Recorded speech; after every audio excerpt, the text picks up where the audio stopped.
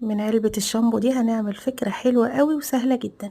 هنقطع الجزء بتاع الغطا ده على نفس شكل الميل ده بتاع العلبة بالظبط، وهنساوي الأحرف بالمقص كويس، وهناخد بقى الجزء اللي تحت وهنشيل أي ستيكر ملزوق عليه بالشكل ده. وبعد كده هنستخدم خيط الخيش، هنلزقه أو هنلفه على جزء صغير من فوق ومن تحت.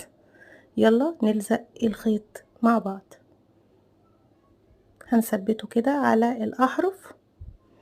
انا استخدمت خيط الخيش الرفيع، مش هنستخدم الخيط السميك علشان العلبة مساحتها صغيرة. هنثبت الاحرف كويس، اول صفين تلاتة هنثبتهم بالشمع، وبعد كده هنبتدي نلف كده 3 4 صفوف ونثبت بالشمع. يعني الموضوع مش كل لفة هنلزق بالشمع، هيبقى معاكي سهل قوي. انا يعني هلف الخيط على جزئية صغيرة على قد كده، مثلا 3 سنتي او 4 سنتي، ومن تحت نفس النظام.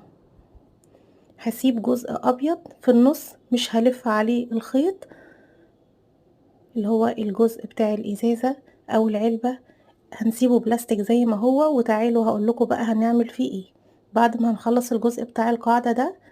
يبقى انا عملت ماتشنج او تجانس كده بين الخيط الخيش فوق وتحت.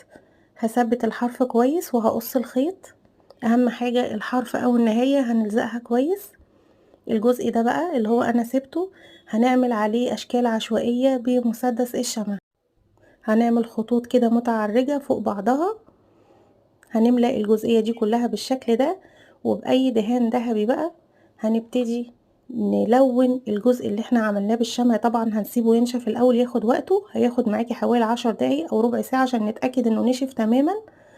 ممكن بديل للدهان الذهبي اكلادور ذهبي. وده الشكل النهائي.